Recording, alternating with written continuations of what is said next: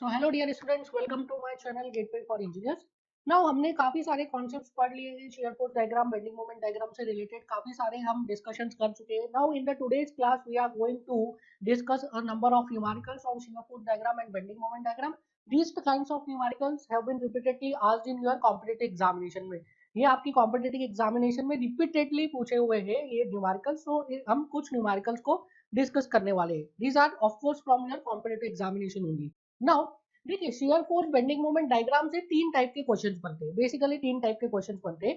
जो सबसे पहला टाइप है उसमें क्या दे देगा, लोडिंग डायग्राम दे देगा, शेयर फोर्स बेंडिंग मोमेंट पूछ सकता है, या तो बेंडिंग मोमेंट दे देगा, लोडिंग शेयर फोर्स पूछ सकता है, या तो शेयर फोर्स डायग्राम दे देगा और उससे रिलेटेड आपसे पूछेगा loading diagram and bending moment diagram. So तीन टाइप के क्वेश्चंस बनते हैं। कौन कौन से? The first one is loading given SFD BMD question mark. Second is SFD given loading and BMD is question mark. Third is BMD given SFD and loading is question mark. So ये तीन type के आपके numericals बनते हैं, shear force diagram, bending moment diagram. Now इसमें जो सबसे difficult होता है दैट इज दिस वन। अगर आपको शेयर फोर्स दिया है और उससे आपको पूछ रहा है bending moment diagram and loading diagram, तो ये सबसे डिफिकल्ट होता है। बिकॉज शेयर फोर्स से bending moment diagram banana and loading diagram banana this is very difficult. देखिए क्यों ये डिफिकल्ट है, क्यों ये डिफिकल्ट है, बिकॉज ये आपको यूनिक सॉल्यूशन नहीं देता है। ये जो है ये यूनिक सॉल्यूशन नहीं देता है। देखिए कैसे, suppose there is a cantilever beam like this. So आपको अगर क्वेश्चन में कैंटिलीवर बीम दिया है और कैंटिलीवर बीम के लिए वो बोल रहा है कि draw shear force diagram. So ये कैंटिलीवर बीम है।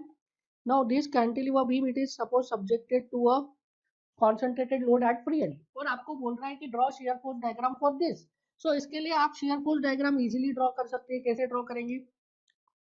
जीरो जीरो एक्सिस बनाएंगे, रिएक्शन कैलकुलेट करेंगे, रिएक्शन कितना आ जाएगा, रिएक्शन पी आ जाएगा। So shear force diagram will be like this. ये आ गया shear force diagram, this is P, this is P. Suppose this length is L, so this is, ये आ गया आपका क्या, share force diagram. Now loading diagram से share force diagram हमने बना लिया। अब आप अज्यूम करिए आपको ये शेयर फोर्स डायग्राम दे दिया है और आपको बोला है लोडिंग डायग्राम बनाए। नाउ जब आपको शेयर फोर्स डायग्राम दिया है और आपसे लोडिंग डायग्राम पूछ रहा है, तो आप क्या कर सकते हैं, आप ये कर सकते हैं। देखिए हमें पता है शेयर फोर्स, लोडिंग और बेंडिंग मोमेंट में रिलेशन पता है। Suppose this is point A, this is point B. तो इसका मतलब क्या है, ए पॉइंट पे एक रिएक्शन आ रही है लाइक दिस, ए पॉइंट पे एक कॉन्सेंट्रेटेड फोर्स आ रहा है like this, this is equals to P. A point पे एक कॉन्सेंट्रेटेड फोर्स आ रहा है एंड उस कॉन्सेंट्रेटेड फोर्स की वैल्यू है पी। कहाँ पे जा रहा है वो, upward, because shear force diagram में ए पॉइंट पे अपवर्ड जंप है। सिमिलरली बी पॉइंट पे कैसा जंप है, बी पॉइंट पे डाउनवर्ड जंप है। सो बी पॉइंट पे एक फोर्स डाउनवर्ड लगेगा पी।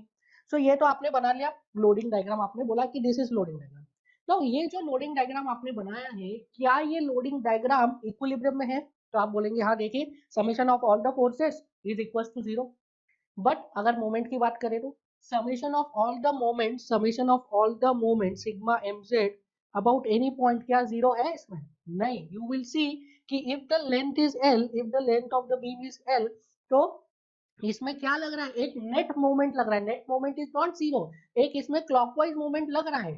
ठीक है, देखिए एक इसमें क्लॉकवाइज मोमेंट लग रहा है और due to this clockwise moment क्या हो रहा है, इस बीम में एक नेट मोमेंट आ रहा है। नाउ उस नेट मोमेंट की वजह से क्या है, ये जो बीम है, this beam is not in a state of static equilibrium, this beam is not in a state of static equilibrium. उसकी वजह से क्या है, अब आप बोलेंगे ठीक है अगर इसमें नहीं आ रहा है मोमेंट, मोमेंट के लिए इक्विलिब्रियम में नहीं आ रहा है, तो आप इस पे लगा दीजिए कहीं पे भी मोमेंट। नाउ अब ये जो मोमेंट का लोकेशन है कि जो मोमेंट लग रहा है, इसमें कितना मोमेंट लग रहा है, so summation of mz is equals to clockwise लग रहा है p into l। सो इसको बैलेंस करने के लिए, now to balance this, to balance this, or you can say to make this beam, this member, this structure in equilibrium, in static equilibrium, आपको क्या करना पड़ेगा, आपको एंटी क्लॉकवाइज मोमेंट लगाना पड़ेगा। So apply minus PL, apply minus PL, apply minus PL का moment. So minus PL का moment लगाना, ये तो पता चल गया, पर कहाँ पे लगाना। एक स्टूडेंट बोलता है आप यहाँ पे लगा दो, दूसरा स्टूडेंट बोलता है आप यहाँ पे लगा दो। तो वो लोकेशन हम डिसाइड नहीं कर पा रहे हैं, जिसकी वजह से क्या प्रॉब्लम आ रहा है, जिसकी वजह से प्रॉब्लम आ रहा है दैट कि हम एक यूनिक सॉल्यूशन नहीं दे पा रहे। अब देखिए if the beam is like this, if the shear force diagram is like this, तो उसके पॉसिबल सॉल्यूशंस क्या हो सकते हैं? सो पॉसिबल सॉल्यूशन, एक तो अभी हमने जिसके लिए ये बनाया था, that is simply supported like this subjected to a load P at the free end. एक पॉसिबल सॉल्यूशन ये हो सकता है। दूसरा पॉसिबल सॉल्यूशन क्या हो सकता है? देखिए now this is subjected to a concentrated load at the free end and a moment also। एक मोमेंट है, तब भी यही होगा, तब भी यही होगा। देखिए अगर कोई मोमेंट लग गया तब भी यही होगा, यही शेयर फोर्स डायग्राम आएगा। इसके अलावा कितने भी नंबर ऑफ मोमेंट्स लगा दीजिए आप, यहाँ पे 2m लगा दीजिए, यहाँ पे m लगा दीजिए, आप n नंबर ऑफ मोमेंट्स लगा दीजिए, you will get what? You will get same share force diagram. Share force diagram में कोई चेंज नहीं होता है, शेयर फोर्स डायग्राम में कोई चेंज नहीं होगा। इसके अलावा देखिए एक और सॉल्यूशन है, देखिए this is also possible, this is possible solution number 1 2 and this is 3। देखिए suppose here there is a moment m, so ये अगर सिंपली सपोर्टेड बीम है उसमें कोई मोमेंट लग रहा है तो भी ये इसी टाइप का शेयर फोर्स डायग्राम है। मोमेंट की वैल्यू भी मैं आपको बता देता हूँ, if this length is L/2 तो मोमेंट की वैल्यू हो जाएगी P into L. P into L moment है तो यहाँ पे रिएक्शन कितनी आएगी? देखिए यहाँ पे रिएक्शन आएगी P अपवर्ड, यहाँ पे रिएक्शन आएगी P डाउनवर्ड, तो भी आपको सेम मिलेगा, बेंडिंग मोमेंट देगा। तो प्रॉब्लम क्या हो रही है, जब हम शियर फोर्स डायग्राम से बनाने की कोशिश कर रहे हैं bending moment diagram, then we are not getting a unique solution.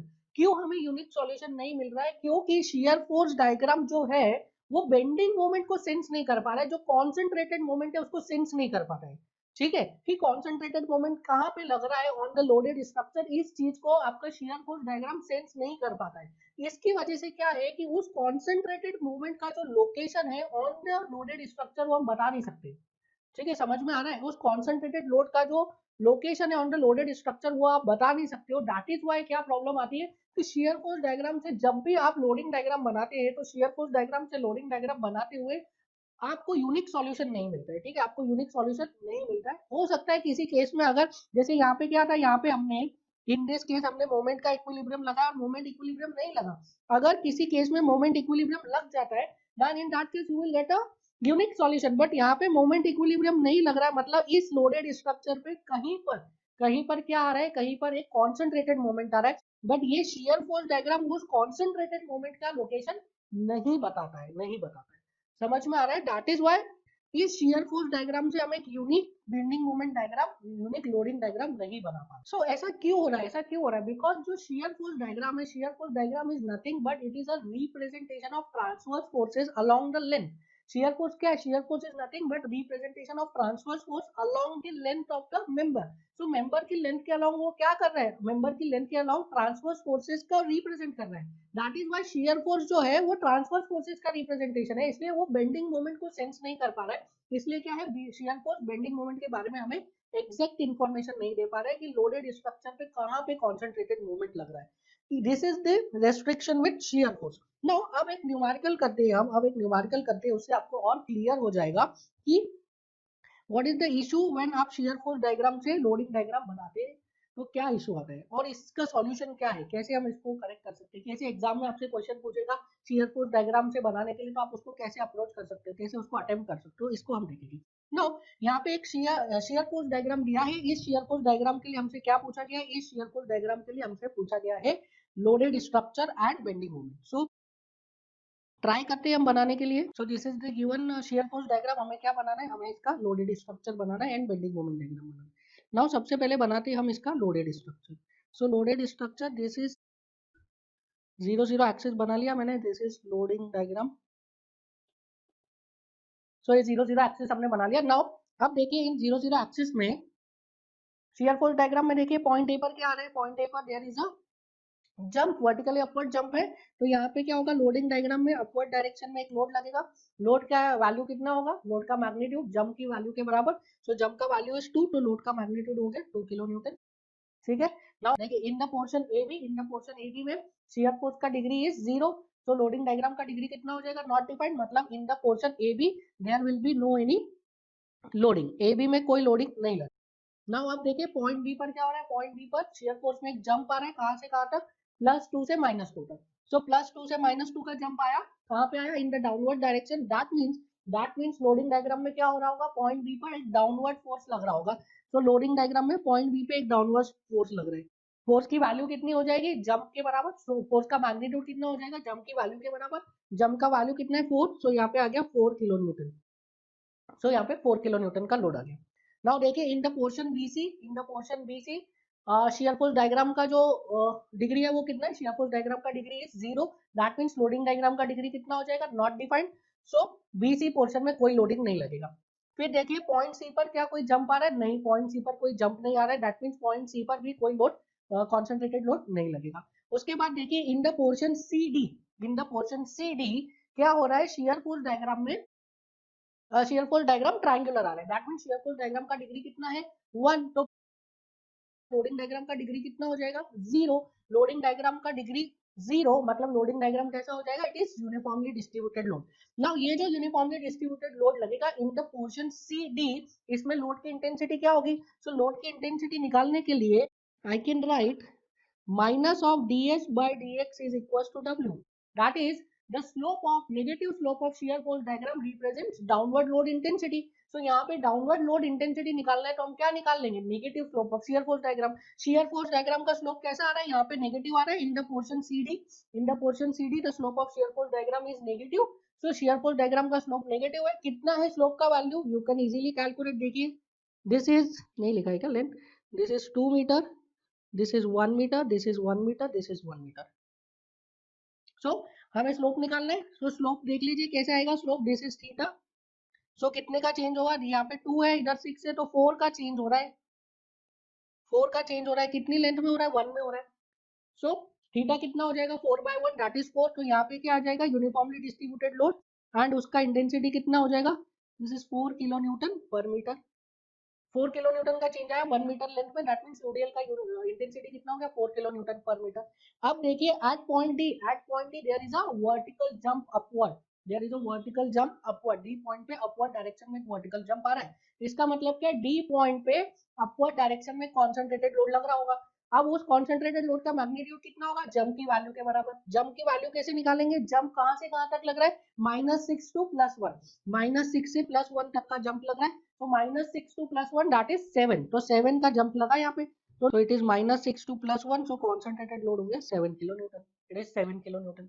अब देखिए पॉइंट ई पर, देखिए आप पॉइंट ई पर, पॉइंट ई पर कोई जंप आ रहा है, यस पॉइंट ई पर एक जंप आ रहा है, दैट मींस पॉइंट ई पर भी कोई एक कॉन्सेंट्रेटेड लोड लग रहा होगा, सो पॉइंट ई पर कॉन्सेंट्रेटेड लोड का मैग्नीट्यूड कितना होगा जंप की वैल्यू के बराबर, जंप कौन सी डायरेक्शन में आ रहा है डाउनवर्ड डायरेक्शन में, तो आपको अब लोड कहाँ पे लगेगा, लोड भी लगेगा डाउनवर्ड डायरेक्शन में, लोड की वैल्यू क्या होगी, लोड का मैग्नीट्यूड क्या होगा जंप की वैल्यू के बराबर, तो जंप की वैल्यू कितनी है 1, सो लोड भी कितने का आ जाएगा 1 किलो न्यूटन का, so it is 1 kilo newton. So ये आपका आ गया लोडिंग डायग्राम। नाउ अब इस लोडिंग डायग्राम की करेक्टनेस हमको चेक करना पड़ेगी, whether this loading diagram is correct और नॉट। तो सबसे पहले आप चेक करिए summation of all the forces in vertical direction, that is summation of Fy is equal to 0 और नॉट, तो देखिए it is +2 is equal to 0 मत लिखिए, डायरेक्ट लिखिए, +2 पॉइंट ए पे अपवर्ड लोड लग रहा है, -4 पॉइंट बी पे डाउनवर्ड लोड लग रहा है, -4 इंटू 1 सी डी पोर्शन में यूडीएल लग रहा है, +7 पॉइंट डी पे अपवर्ड लोड लग रहा है एंड -1 पॉइंट ई पे डाउनवर्ड लोड लग रहा है, तो कितना आ जाता है ये 2 -4 -4 +7 -1, तो 7 और 2 9 positive and 4 4 8 +1 9 negative, so 9 - 9 is 0, तो summation of all the vertical forces is equal to 0 आ गया, तो इसके लिए सेटिस्फाई हो गया।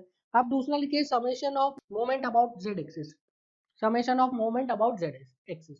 सो जेड एक्सिस के अबाउट अब क्या करना है हमें, जेड एक्सिस के अबाउट हमें मोमेंट निकालना है, जेड एक्सिस के अबाउट हमें मोमेंट का समेशन करना है, किसी भी पॉइंट के अबाउट आप कर सकते हैं, किसी भी पॉइंट पर आप कर सकते हैं। So I am doing it about point A point के अबाउट कर रहा हूँ। सो ये 2 किलो न्यूटन तो वैनिश हो गया, 2 किलो न्यूटन वैनिश हो गया, 4 किलो न्यूटन कैसा देगा clockwise, so I will right +4 into 2, ये क्लॉकवाइज हो गया 4 इंटू 2। फिर उसके बाद क्या है यूडीएल है, ये यूडीएल कैसा देगा अगेन क्लॉकवाइज, यूडीएल की इंटेंसिटी कितनी है 4 इंटू 1, सो 4 इंटू 1 4, कहाँ पे लगेगा सेंटर पे लगेगा, सो यहाँ से इसका डिस्टेंस कितना हो गया, this is 2 this is 1 3 3.5, so +4 into 3.5, ये भी क्लॉकवाइज हो गया। ये जो 7 किलो न्यूटन है 7 किलो न्यूटन ये कैसा लगेगा एंटी क्लॉकवाइज, ये 7 किलो न्यूटन लगेगा anti clockwise, so I will right -7 into how much is this distance, ये डिस्टेंस कितना है, this is 2 + 1 + 1 that is 4, -7 into 4, ये हो गया एंटी क्लॉकवाइज। फिर लास्ट लोड लग रहा है 1 किलो न्यूटन का, किस डिस्टेंस पे लग रहा है, this is 2 3 4 5, so plus 1 into 5 कितनी आ जाती है वैल्यू मोमेंट की। So 4 into 2 8 positive plus 3.5 into 4 14 positive minus 7 4 28 plus 5, so 14 और 8 22 plus 5 27 minus 28 is minus 1।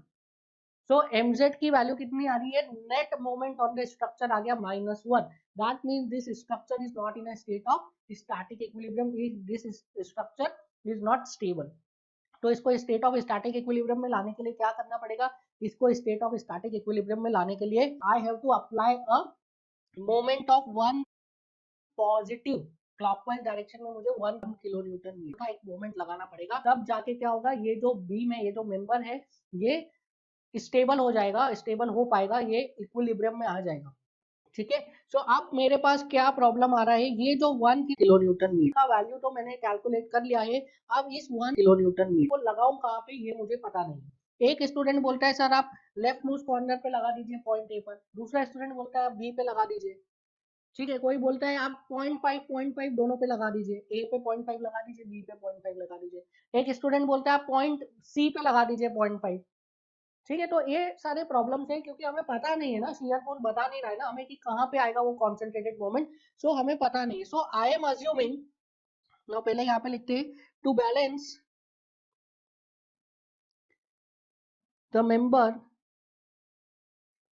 We have to apply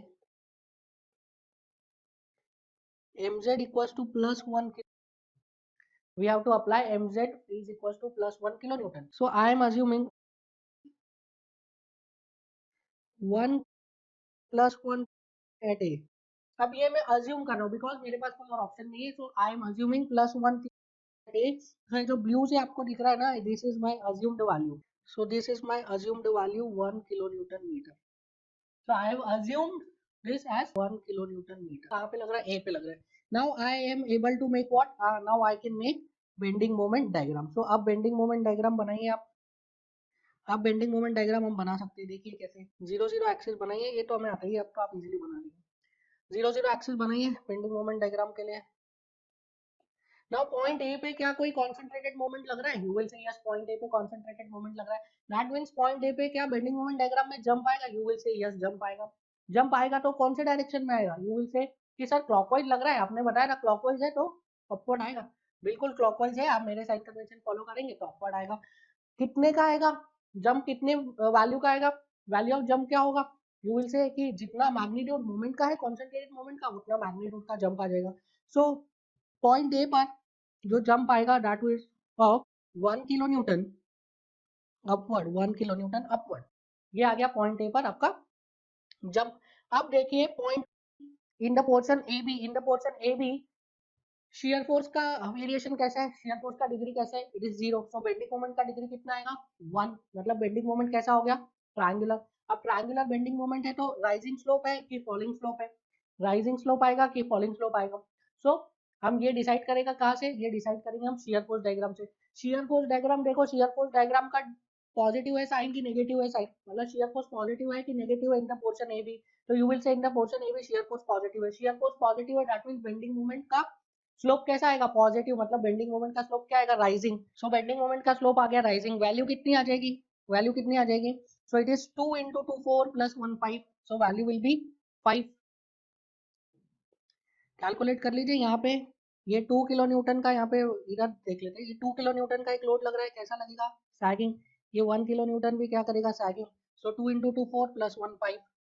अब देखिए इसके बाद in the portion B C, in the portion B C what is the degree of shear force diagram. तो BC में देखिए degree कितना आ रहा है, बीसी में डिग्री आ रहा है 0, बीसी में शियर फोर्स डायग्राम का डिग्री आ रहा है 0। सो बेंडिंग मोमेंट का कितना होगा 1। अगेन वही क्वेश्चन है कि राइजिंग स्लोप आएगा कि फॉलिंग स्लोप आएगा, राइजिंग स्लोप आएगा कि फॉलिंग स्लोप आएगा, बताइए। सो वो देखेंगे हम शियर फोर्स के नेचर से, शियर फोर्स पॉजिटिव है तो राइजिंग स्लोप आएगा, नेगेटिव है तो फॉलिंग स्लोप आएगा। देखिए शियर फोर्स का नेचर पॉजिटिव है या नेगेटिव, तो शियर फोर्स नेगेटिव है दैट मींस फॉलिंग स्लोप आएगा। तो in the portion B C shear force कैसा आएगा straight line that is triangular, और स्लोप कैसा आएगा फॉलिंग। सो यहाँ से फॉलिंग स्लोप बना देते हैं हम। वैल्यू देख लीजिए, वैल्यू देख लीजिए यहाँ पे। नाउ इस पोर्शन पे वैल्यू देख लेते हैं हम ऑन दिस पोर्शन। सी पे देख लीजिए, तो इधर 2 into 3 that is 6 sagging plus 1 है ये, दिस 1 इज ऑल्सो सैगिंग, तो सैगिंग कितना हो गया 7, 4 into 1 दैट इज 4, ये कैसा हो गया हॉगिंग, तो 7 minus 4 3, net is 3 sagging, so this is 3। Bending moment point C पे कितना आ गया 3। अब देखिए इसके बाद in the portion C D, in the portion C D shear force का वेरिएशन कैसा है, शियर फोर्स का variation is linear that is degree 1, so bending moment का वेरिएशन कैसा होगा, बेंडिंग मोमेंट का variation will be parabolic that is degree 2, so bending moment का variation होगा पैराबोलिक दैट इज डिग्री 2। अब हमको पता है in the portion C D bending moment का वेरिएशन होगा पैराबोलिक, इतना तो समझ में आ गया। अब पैराबोला जो बनेगा वो कहाँ से बनेगा, इस पॉइंट से बनेगा 3 से, कहाँ तक बनेगा वो हमको कैलकुलेट करना है।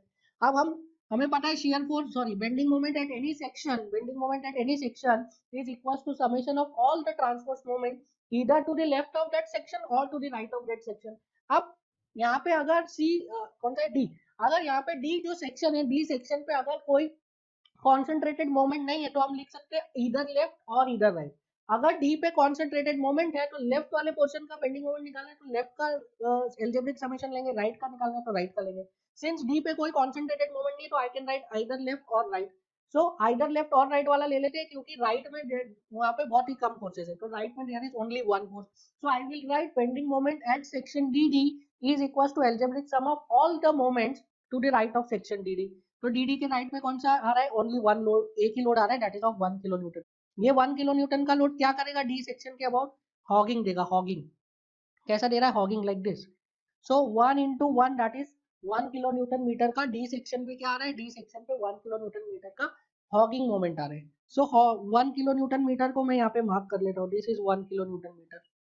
नाउ अब देखिए यहाँ पे मेरे पास अगेन दो ऑप्शंस है, वही पुरानी कहानी, that is there are two options, one is the pink one and second one is green. एक पिंक ऑप्शन है एक ग्रीन ऑप्शन है।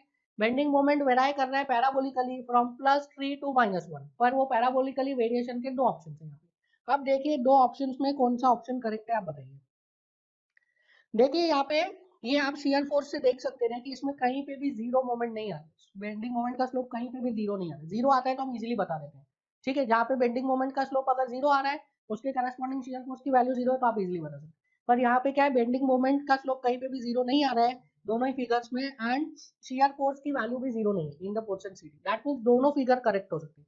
अब हमें क्या देखना पड़ेगा, we know that dm by dx is equals to what, s, that is the slope of bending moment diagram is shear force। अब देखिए in the portion c to d shear force की value बढ़ रही है, shear force की value negative direction में बढ़ रही है, तो यहाँ पे स्लोप भी क्या होना चाहिए, स्लोप भी नेगेटिव डायरेक्शन में बढ़ना चाहिए ना। अब स्लोप बढ़ने का क्या मतलब होता है आप ये एक बार समझिए, बताते जाइए यहाँ पे स्लोप बढ़ रहा है कि नहीं बढ़ रहा है, क्या स्लोप बढ़ रहा है, this is the direction, slope बढ़ रहा है, यू विल से यस। क्या स्लोप बढ़ रहा है, यू विल से नो। तो यहाँ पे स्लोप इंक्रीज हो रहा है, यहाँ पे स्लोप डिक्रीज हो रहा है। अब देखिए दूसरा एग्जांपल, क्या स्लोप बढ़ रहा है, दिस इज द डायरेक्शन, सो यहाँ पे स्लोप देखिए यहाँ पे क्या है, स्लोप जीरो है, फ्लैट है, यहाँ पे स्लोप बढ़ रहा है, so here slope increasing. Next example देखिए ये वाला, क्या स्लोप बढ़ रहा है यहाँ पे, नहीं स्लोप कम हो रहा है, यहाँ पे स्लोप ज्यादा है, यहाँ पे स्लोप कम हो रहा है, so this is slope decreasing. देखिए कैसे देखते हैं, यहाँ पे देखिए स्लोप क्या है, यहाँ पे स्लोप कम है, मतलब हॉरिजॉन्टल है, अगर कर्व हॉरिजॉन्टल को अप्रोच कर रहा है दैट मीन स्लोप कम है, कर्व वर्टिकल को अप्रोच कर रहा है दैट मीन स्लोप जा रहा है, देखिए कर्व वर्टिकल को अप्रोच कर रहा है स्लोप जा रहा है, कर्व हॉरिजॉन्टल को अप्रोच कर रहा है स्लोप कम है। यहाँ पे देखिए यहाँ पे स्लोप जा रहा है, कर्व वर्टिकल को अप्रोच कर रहा है, जैसे आगे जा रहे हैं कर्व हॉरिजॉन्टल होता है, तो अगर हॉरिजॉन्टल टू वर्टिकल हो रहा है कर्व हॉरिजॉन्टल टू वर्टिकल तो क्या होता है, स्लोप इंक्रीज होता है। वर्टिकल टू हॉरिजॉन्टल होता है, इन द सेकंड केस देखिए वर्टिकल टू हॉरिजॉन्टल, वर्टिकल से हॉरिजॉन्टल हो रहा है तो क्या होता है, कर्व डिक्रीज होता है। इधर देखिए ये भी again this is horizontal to vertical हो रहा है, हॉरिजॉन्टल से वर्टिकल हो रहा है, सो हॉरिजॉन्टल से स्टार्ट हो रहा है वर्टिकल की तरफ जा रहा है तो स्लोप क्या होगा, इंक्रीज होगा, स्लोप इंक्रीज। ये देखिए वर्टिकल से स्टार्ट हो रहा है हॉरिजॉन्टल की तरफ जा रहा है, वर्टिकल टू हॉरिजॉन्टल, सो जब भी कर्व वर्टिकल की तरफ जाएगा तो उसको क्या बोलेंगे, कर्व इंक्रीज हो रहा है, जब भी स्लोप इंक्रीज हो रहा है, जब भी कर्व हॉरिजॉन्टल की तरफ जाएगा तो उसको क्या बोलेंगे कि स्लोप डिक्रीज हो रहा है, ठीक है। तो अगर कर्व इस टाइप से like this from vertical to horizontal, vertical to horizontal slope decrease हो रहा है। इस टाइप से from horizontal to vertical, horizontal to vertical क्या हो रहा है, स्लोप इंक्रीज हो रहा है। ठीक है, सो इस तरीके से आप देख सकते हैं कि कर्व वर्टिकल की तरफ जाएगा तो स्लोप इंक्रीज होगा, कर्व हॉरिजॉन्टल की तरफ जाएगा तो स्लोप डिक्रीज होगा। सो इन दिस केस देखिए शियर फोर्स क्या हो रहा है, शियर फोर्स इंक्रीज हो रहा है। अब आपको मैं समझा चुका हूँ नेगेटिव डायरेक्शन में इंक्रीज हो रहा है पर वैल्यू तो इंक्रीज हो रही है ना शियर फोर्स की, भले ही नेगेटिव डायरेक्शन में इंक्रीज हो रही है। तो आपको देखना है कि स्लोप कहाँ पे बढ़ रहा है, स्लोप कहाँ पे बढ़ रहा है। तो देखिए स्लोप कहाँ पे बढ़ रहा है, इन द ग्रीन वाला सेक्शन, पहले वर्टिकल है फिर हॉरिजॉन्टल हो गया, ग्रीन वाला क्या है पहले वर्टिकल था फिर हॉरिजॉन्टल हो गया। तो वर्टिकल टू हॉरिजॉन्टल स्लोप बढ़ता है कि कम होता है। सो ग्रीन वाला पहले वर्टिकल था फिर हॉरिजॉन्टल हो गया, दैट मीन्स उसका स्लोप कम हो गया। पिंक वाला देखिए, पिंक वाला पहले हॉरिजॉन्टल था फिर वर्टिकल हो गया लाइक दिस, पहले हॉरिजॉन्टल था फिर वर्टिकल हो गया। तो हॉरिजॉन्टल टू वर्टिकल क्या होता है, स्लोप बढ़ता है। So pink one is correct, green one is wrong, pink correct है green wrong. Now last portion देखिए, in the portion DE, in the portion DE क्या हो रहा है आप बताइए, डीई पोर्शन में क्या आएगा, शियर फोर्स का डिग्री कितना है 0, सो बेंडिंग मोमेंट का डिग्री कितना हो जाएगा 1। So in the portion DE bending moment का डिग्री 1 हो जाएगा। स्लोप कैसा आएगा, राइजिंग, राइजिंग या फॉलिंग, राइजिंग या फॉलिंग, स्लोप आए बताएगा हमको शियर फोर्स पॉजिटिव होगा तो स्लोप राइजिंग, नेगेटिव होगा तो स्लोप फॉलिंग। सो डीई पोर्शन में शियर फोर्स कैसा है, डीई पोर्शन में shear force is positive, in D portion shear force is positive. So D portion में शियर फोर्स कैसा है पॉजिटिव, तो स्लोप कैसा आएगा राइजिंग। सो यहाँ से राइजिंग स्लोप आके ये खत्म हो जाएगा कहाँ पे, ये खत्म हो जाएगा at point B, B point पे खत्म हो जाएगा। नाउ एक छोटा सा डिस्कशन इसके बारे में बाकी आप देख लीजिए। नाउ इस क्वेश्चन में अगर पूछता है what is the value of maximum, what is the value of maximum bending moment in the beam, option A is 5, option B is 4, option C is 4.5, option D is can not be determined. बताइए what is the value of maximum bending moment, यहाँ पे कितना आ रहा है 1, this is positive, this is negative. ठीक है, सो maximum bending moment कितना आ रहा है बताइए, मैक्सिमम बेंडिंग मोमेंट अगर क्वेश्चन में पूछ रहा है शियर फोर्स डायग्राम दिया और पूछ रहा है what is the value of maximum bending, तो मैक्सिमम बेंडिंग मोमेंट कितना आ रहा है, आप बोलेंगे 5 आ रहा है। सो 5 का मैक्सिमम बेंडिंग मोमेंट कब आ रहा था, जब मैंने अज्यूम किया था कि यहाँ पे 1 किलो न्यूटन कहाँ पे लग रहा है एट ए। सो ये मेरा अजम्पशन है, ऑब्जेक्टिव में अजम्पशन नहीं चलता है, तो ऑब्जेक्टिव में आप कभी अजम्पशन नहीं ले सकते। सो ये 5 किलो न्यूटन का मैक्सिमम मोमेंट कब आ रहा था, जब मैंने यहाँ पे ए पे लिया था। अगर किसी ने पॉइंट ई पर ले लिया, point E, this is A B C D and E, किसी ने ई पॉइंट पे अगर 1 किलो न्यूटन का कॉन्सेंट्रेटेड मोमेंट अज्यूम कर लिया तो यहाँ पे 5 की जगह 4 हो जाएगा। सो आपका आंसर होगा 4, आपका आंसर हो जाएगा 4। तो एक ऑब्जेक्टिव के दो आंसर पॉसिबल है, नहीं दो आंसर पॉसिबल नहीं है, that means the correct answer is can not be determined, can not be determined. ठीक है, तो जब भी आपको शियर फोर्स देगा और पूछेगा what is the value of maximum bending moment और उसमें अगर एक ऑप्शन दे रहा है कैन नॉट बी डिटरमाइंड, तो आपको उसको चेक करना है फॉर मोमेंट इक्विलिब्रियम। ठीक है, अगर जब भी कैन नॉट बी डिटरमाइंड लिख रहा है क्वेश्चन में तो you have to check it for equilibrium condition, कि इक्विलिब्रियम कंडीशन को सेटिस्फाई कर रहा है कि नहीं।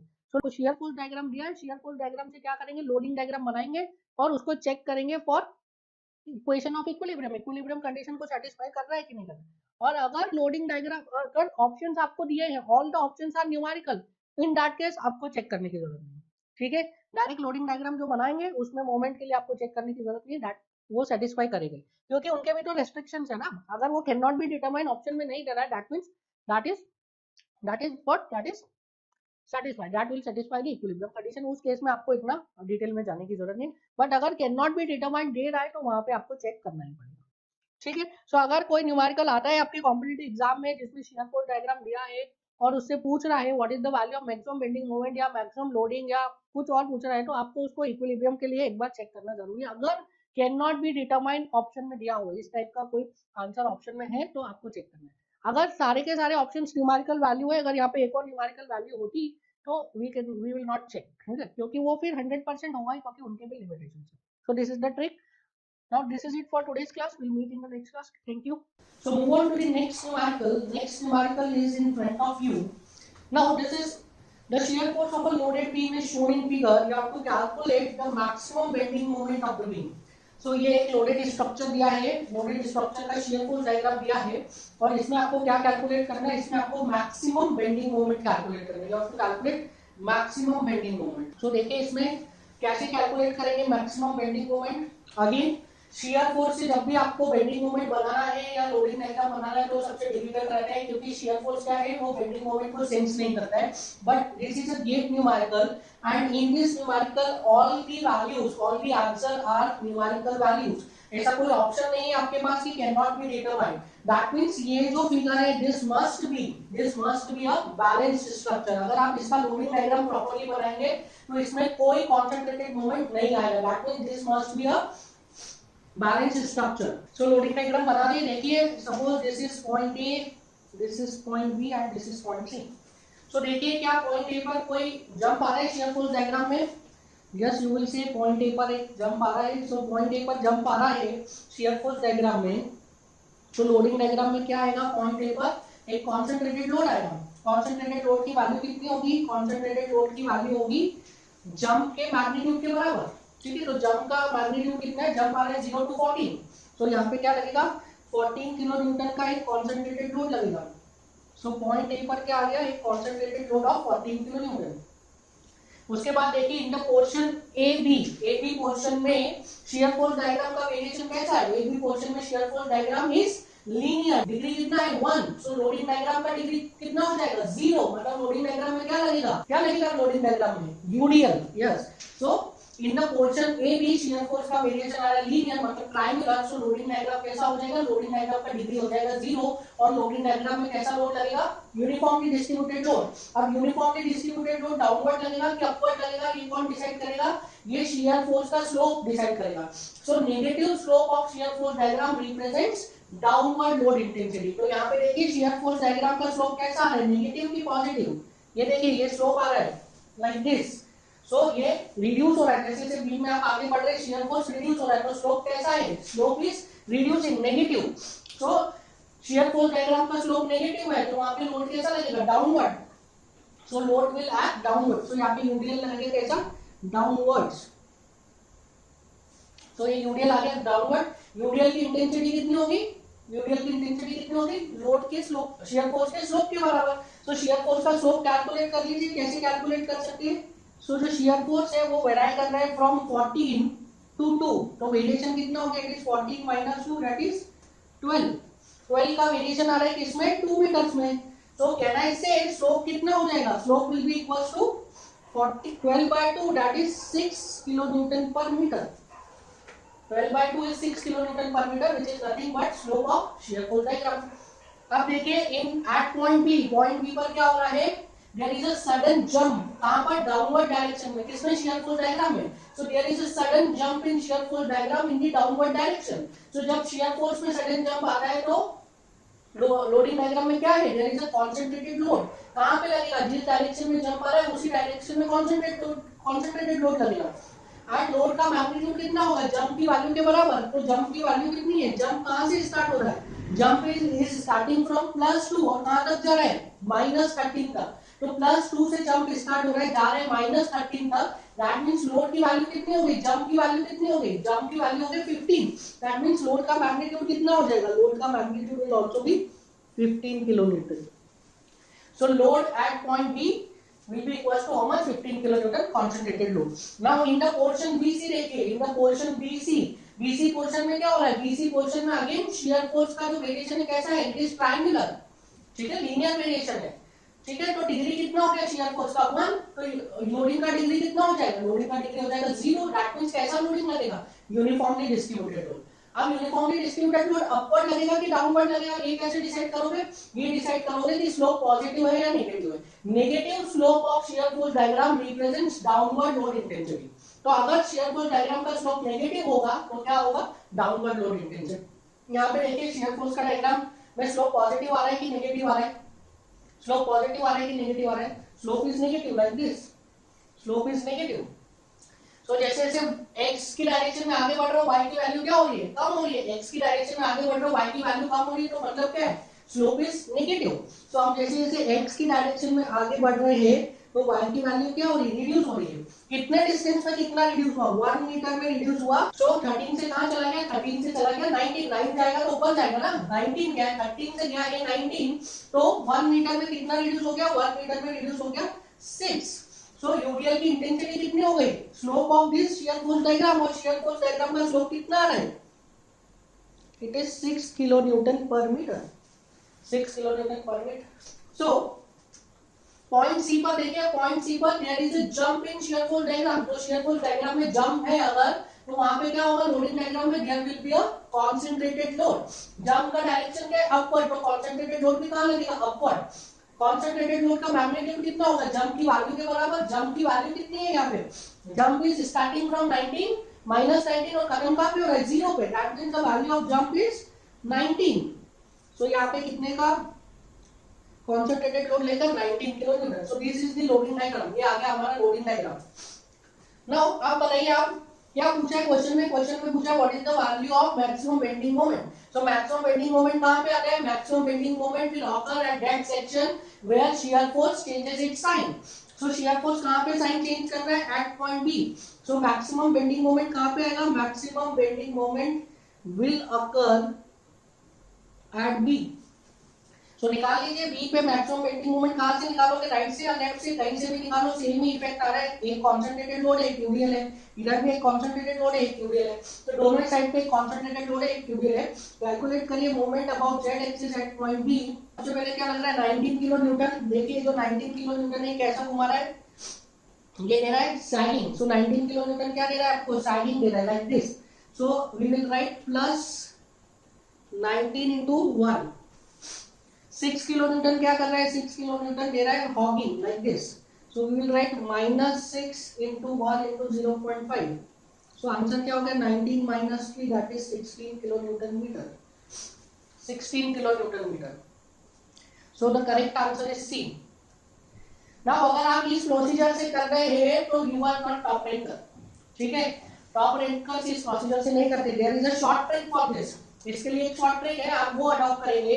जब भी आपको शियर फोर्स डायग्राम देगा और किसी एक पॉइंट पे बेंडिंग मोमेंट पूछेगा और दूसरे पॉइंट का बेंडिंग मोमेंट आपको पता है, now here in this case, इस केस में हमने बोला कि this structure is 100% a balance structure. कैसे, क्योंकि चारों के चारों जो ऑप्शन है that are in numerical value. चारों के चारों ऑप्शन क्या है, न्यूमेरिकल वैल्यू में है। अगर कोई ऑप्शन होगा can not be determined, that means आपको बैलेंस के लिए चेक करना पड़ेगा, इक्विलिब्रियम कंडीशन के लिए चेक करना पड़ेगा। But since here all the four options are numerical value, that means compulsory ये जो आपको शियर फोर्स डायग्राम दिखाया है इसके अगेंस्ट में जो लोडिंग डायग्राम आएगा वो क्या होगा, वो बैलेंस होगा। किसके लिए, लोड के लिए, एज मोमेंट के लिए। अभी हमने एनालाइज किया है ना। जब ये लोड के लिए और मोमेंट के लिए बैलेंस होगा, इसका मतलब ये होगा कि इस स्ट्रक्चर में कहीं पर भी कंसंट्रेटेड मोमेंट नहीं आ रहा है। एक्सटर्नल मोमेंट इज, अगर एक्सटर्नल मोमेंट आता, कंसंट्रेटेड मोमेंट आता तो क्या होता उसकी वजह से ये स्ट्रक्चर अनबैलेंस हो जाता। हमने अपने डिस्कस किया लास्ट मॉड्यूल में, ये स्ट्रक्चर क्या हो जाता, अनबैलेंस हो जाता। और अगर ये स्ट्रक्चर अनबैलेंस हो जाता तो ये चारों वैल्यूज आपको न्यूमेरिकल नहीं मिलती, चारों ऑप्शन आपको न्यूमेरिकल वैल्यू में नहीं मिलते। नाउ सिंस ये स्ट्रक्चर बैलेंस है तभी आपको चारों ऑप्शन न्यूमेरिकल वैल्यू में मिलेंगे। So अगर आपको चारों ऑप्शन न्यूमेरिकल वैल्यू में मिले नहीं, that means this structure is balanced, this structure is balanced. मैं ऐसा क्यों बोल रहा हूं कि ये स्ट्रक्चर बैलेंस है, आपको अभी समझ में आएगा। Since this structure is balance मतलब इस स्ट्रक्चर में किसी भी पॉइंट पे कंसंट्रेटेड मोमेंट नहीं लग रहा है। तो जब मैं इस स्ट्रक्चर का बेंडिंग मोमेंट डायग्राम बनाऊंगा तो उसमें कहीं पर भी जंप नहीं आएगा, किसी भी पॉइंट पे बेंडिंग मोमेंट डायग्राम में जंप नहीं आएगा। That means जो पॉइंट ए से बेंडिंग मोमेंट स्टार्ट हुआ है पॉइंट सी पे खत्म होगा तो वो 0 से स्टार्ट होगा, 0 से खत्म होगा। देखिए किस तरीके से आएगा बेंडिंग मोमेंट डायग्राम। मैं जस्ट एक एग्जांपल दे रहा हूं आपको। बेंडिंग मोमेंट दो तरीके से स्टार्ट हो सकता है, या तो 0 से स्टार्ट होगा बेंडिंग मोमेंट लाइक दिस, या तो एक जंप के साथ स्टार्ट होगा लाइक दिस, या तो आपका बेंडिंग मोमेंट डायग्राम क्या हो सकता है, या तो बेंडिंग मोमेंट डायग्राम 0 से स्टार्ट हो सकता है, या तो एक कर्व के साथ स्टार्ट, ये जंप के साथ स्टार्ट हो सकता है। जंप के साथ कब स्टार्ट होगा बेंडिंग मोमेंट, बेंडिंग मोमेंट कब जंप के साथ स्टार्ट होगा, जब स्ट्रक्चर में कोई कंसंट्रेटेड मोमेंट मतलब कोई रिएक्शन आ रही है मोमेंट की, सिंपली ये समझ लो। तो इसमें कोई कंसंट्रेटेड मोमेंट नहीं है, दैट मींस जो शियर फोर्स आपका जो बेंडिंग मोमेंट बनेगा वो कहां से बनेगा, 0 से, वो यहां 0 से स्टार्ट होगा, there will be no jump. That means compulsorily point A पर बेंडिंग मोमेंट क्या होगा, पॉइंट ए पर बेंडिंग मोमेंट 0 होगा। सिमिलरली पॉइंट सी पे जो बेंडिंग मोमेंट आपका खत्म होगा वो भी कोई जंप के साथ खत्म नहीं होगा, डायरेक्टली खत्म होगा 0 पे। सो कंपल्सरीली पॉइंट सी पर बेंडिंग मोमेंट कितना होगा, 0। Here in this case, bending moment at point A is not equal to 0. यहाँ पे 0 नहीं है। अगर जंप के साथ शेयर फोर्स स्टार्ट हो रहा है तो बेंडिंग मोमेंट 0 नहीं है वहाँ पे। अगर बिना जंप के डायरेक्टली 0 पॉइंट से स्टार्ट हो रहा है तो वहाँ पे क्या है, bending moment 0। So compulsorily point A पर बेंडिंग मोमेंट क्या 0 है और पॉइंट C पर बेंडिंग मोमेंट 0। अगर आपको ये पता है कि किसी एक पॉइंट पे बेंडिंग मोमेंट का वैल्यू पता है और दूसरे पॉइंट पे बेंडिंग मोमेंट का वैल्यू निकालना है, then we are having a formula हम already discuss कर चुके हैं, that is difference of bending moment between two points is equals to area of shear force diagram between those points। कैसे आया ये, कैसे आया, हमें पता है, क्या पता है हमें, that is slope of bending moment diagram is equals to what, shear force।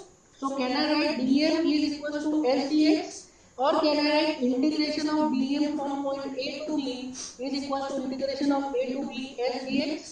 So integration of dm from A to B, can I write it is mb minus na, this is equals to, अब ये देखिए ये वाला term क्या है, integration from A to B LCX, this is nothing but area of shear force diagram between A and B। अब ये question में देखिए, आप ये क्वेश्चन में आपको पता है कि पॉइंट ए पर क्या है, पॉइंट ए पर बेंडिंग मोमेंट 0 है। कैसे पता आपको, क्योंकि चारों ऑप्शन क्या है, न्यूमेरिकल वैल्यू, चारों ऑप्शन न्यूमेरिकल वैल्यू के, इसका मतलब क्या है, ये स्ट्रक्चर बैलेंस है। ये स्ट्रक्चर बैलेंस है मतलब इस स्ट्रक्चर में कहीं पे भी कंसंट्रेटेड मोमेंट नहीं लग रहा है, इस स्ट्रक्चर में कहीं पे भी कंसंट्रेटेड मोमेंट नहीं लग रहा है। दैट मींस पॉइंट ए पर क्या है, पॉइंट ए पर बेंडिंग मोमेंट 0 है। ठीक है, पॉइंट ए पर बेंडिंग मोमेंट 0 है, पॉइंट बी पे बेंडिंग मोमेंट निकालना है, तो ये एरिया निकाल लो आप, area of shear force diagram between A and B निकाल सकते हैं। सो निकालिए area of shear force diagram. So area of SFD between A and B हम कैलकुलेट कर रहे हैं, तो ये ट्रेपेजियम का क्या होता है area, it is half into sum of parallel sides, 1 is 40 2 is 2, half into sum of parallel sides into distance between them, दोनों parallel sides के बीच में distance कितना है 2, तो 2 से 2 cancel, area will be 16 kilometre. आ गया आंसर। आप पॉजिटिव नेगेटिव कैसे डिसाइड करोगे, डिसाइड कर लो, एरिया पॉजिटिव है तो 16 किलोमीटर पॉजिटिव है, एरिया नेगेटिव होगा तो क्या 16 किलोमीटर नेगेटिव आ जाता नहीं। अगर आप इस वाला साइड से कैलकुलेट करते हैं, इस वाला साइड से, तो you will write MC minus MP। अगर आप दूसरे वाले साइड से कैलकुलेट करते हैं, इस साइड से, तो आप क्या लिखते हैं, MC minus MP। ठीक है, तो हमेशा राइट वाला पॉइंट माइनस लेफ्ट वाला पॉइंट हमेशा याद रखेंगे। According to my sign convention हमेशा राइट वाला पॉइंट माइनस लेफ्ट वाला पॉइंट, तभी आप area of shear force diagram between दोनों टू पॉइंट्स लिखेंगे। राइट वाला माइनस लेफ्ट वाला, राइट वाला माइनस लेफ्ट वाला, MP minus ME, MC minus MB। तो हमेशा राइट वाला माइनस लेफ्ट वाला। ठीक है, तो MC minus MB लिखते तो भी याद क्या करना, it is minus of sum of parallel sides क्या है, 1 is 19 second is 13, so 1 is 19 second is 13, so half minus 1/2 half into sum of parallel sides into distance between them 1, so 19 plus 13 क्या हो गया, 32 divided by 2 16, so हो जाता minus 16, so minus MB is minus 16, so MB कितना हो जाता plus 16 kilometre metre. So in this way you can easily calculate what, you can directly calculate the value of moment। तो ये trick आपको पता होना चाहिए। अगर ये ट्रिक पता नहीं होगी तो आप क्या करोगे, सबसे पहले इसका लोडिंग डायग्राम बनाओगे, लोडिंग डायग्राम बना के सेक्शन लोगे, सेक्शन लेके आप कैलकुलेट करोगे कि यूडीएल की वजह से कितना मूवमेंट आ रहा है, एक फ्री पॉइंट की वजह से कितना मूवमेंट आ रहा है, किस वजह से पॉजिटिव आ रहा है, किस वजह से नेगेटिव आ रहा है। इसको डायरेक्टली क्या निकालना है, इस क्वेश्चन में एरिया ऑफ ट्रेपेजियम निकालना है। एरिया ऑफ ट्रेपेजियम निकालने के आपको 2 मार्क्स मिलते हैं, बट आपको पता होना चाहिए ना, ट्रिक पता होगा तभी तो एरिया ऑफ ट्रेपेजियम निकालोगे। So move on to the next numerical. Again in this numerical आपसे पूछ रहा है what is the value of absolute maximum bending moment. Absolute maximum का क्या मतलब है, पॉजिटिव नेगेटिव आपको नहीं देखना है, पॉजिटिव नेगेटिव आपको नहीं देखना है, एब्सोल्यूट मैक्सिमम देना है। अगेन यहाँ क्या है, all the 4 options are numerical value, all the 4 options are numerical value. That means आपको पता है ये बैलेंस होगा, इसको बैलेंस के लिए चेक करने की जरूरत नहीं है, यू कैन प्रोसीड डायरेक्टली, आप डायरेक्टली प्रोसीड कर सकते हैं। सो आपको पता है ये बैलेंस है, बैलेंस में मतलब कहीं पर कंसंट्रेटेड मूवमेंट नहीं आ रहा है, कंसंट्रेटेड मूवमेंट आता तो बैलेंस नहीं होता, अभी ये बैलेंस है, बैलेंस है तो दैट मींस पॉइंट ए पे पॉइंट सी पर क्या है, पॉइंट ए और पॉइंट डी पर क्या है, कंपल्सरीली मूवमेंट 0, पॉइंट ए और पॉइंट डी पर कंपल्सरी मूवमेंट 0 है, बेंडिंग मोमेंट डायग्राम कहां से स्टार्ट होगा, 0 से ए एंड डी, ठीक है, ये तो आपको कंफर्म पता है, कंफर्म। सो ए और डी पर मैक्सिमम बेंडिंग मोमेंट आएगा, अब देखिए बाकी बी पे आ सकता है, यस बी पे आ सकता है, तो I can write MB minus MA हमेशा हमेशा MB minus MA right minus left, हमेशा राइट माइनस लेफ्ट, ये राइट है लेफ्ट है तो हमेशा राइट माइनस लेफ्ट, तो MB minus MA, so MB minus MA कितना हो जाता है, it is equals to area निकाल लो, ये वाला एरिया दिस एरिया निकाल लो, कितना होता है 5PA रेक्टेंगल है, तो MB कितना हो गया 5PA माइनस का आएगा ना, MB इज माइनस 5PA क्योंकि एरिया माइनस है, तो ये हो गया पहला।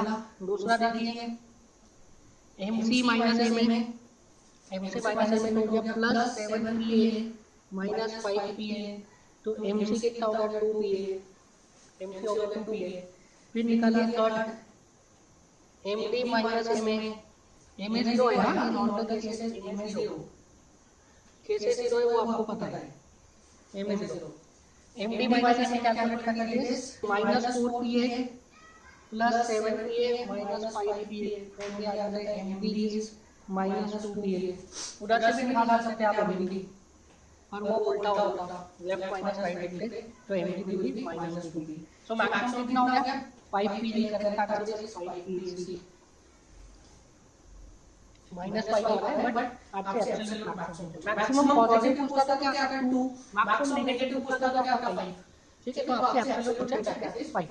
नेक्स्ट न्यूमेरिकल देखिए, this is again a very logical numerical, देखिए क्या पूछते हैं what the given loading diagram, what is the approximate bending moment, what is the approximate bending moment, आपको बेंडिंग मोमेंट डायग्राम पूछता है, इसी तरीके के न्यूमेरिकल आते हैं आपके गेट में, एकदम लॉजिकल, और एकदम आपको कॉन्सेप्ट पता होगा ना तुरंत आप सॉल्व कर लेंगे, आपको कॉन्सेप्ट पता होगा तुरंत कर लेंगे, नहीं पता होगा तो हम तो कर पाएंगे, हमने आपको ब्रह्मास्त्र दे दिया है, पर अभी हम आपको ट्रिक्स बता रहे हैं, ठीक है, तो अगर आपको कॉन्सेप्ट पता होगा तो तुरंत सॉल्व कर लेंगे, अगर आपको ट्रिक नहीं पता होगा तो थोड़ा सा टाइम लगेगा, ठीक है, तो यही तो डिफरेंस होता है।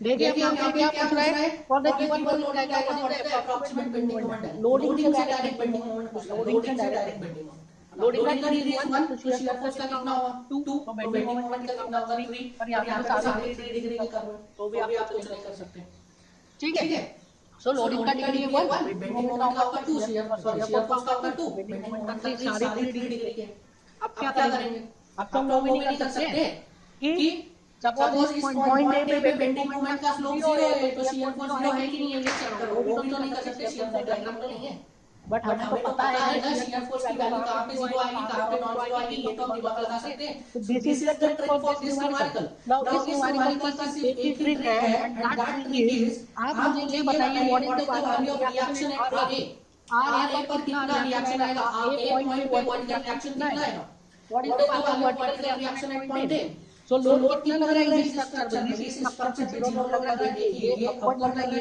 डाउनवर्ड, लेंथ इज l/2 सो ये लोड लग रहा है अपवर्ड, जितना अपवर्ड लोड लग रहा है उतने डाउनवर्ड लोड लग रहा है, दैट मींस पॉइंट A पर vertical reaction is 0, point A पर वर्टिकल रिएक्शन 0 है, मतलब पॉइंट A पर कोई कंसंट्रेटेड लोड नहीं लगेगा, पॉइंट A पर कोई कंसंट्रेटेड लोड नहीं लगेगा, मतलब shear force diagram point A पर कहां से स्टार्ट होगा, 0 से, कोई जंप नहीं आएगा शियर फोर्स डायग्राम में पॉइंट A पे, शियर फोर्स डायग्राम में कोई जंप नहीं आएगा पॉइंट A पे, so shear force diagram point A पे कहां से स्टार्ट होगा, 0 से, so shear force diagram point पे 0 स्टार्ट होगा, सिमिलरली पॉइंट C पर क्या जंप आएगा, नहीं कोई कंसंट्रेटेड लोड नहीं लग रहा है, तो पॉइंट C पे कोई जंप नहीं आएगा, तो शियर फोर्स डायग्राम कहां पे एंड होगा, 0 पे, शियर फोर्स डायग्राम स्टार्ट भी 0 से होगा, एंड भी 0 पे होगा, स्टार्टिंग एंड एंड में कोई जंप नहीं आएगा, स्टार्टिंग एंड एंड में कोई जंप नहीं आएगा शियर फोर्स डायग्राम में, that means starting and and में बेंडिंग मोमेंट डायग्राम का स्लोप कितना होना चाहिए, 0, समझ में आया,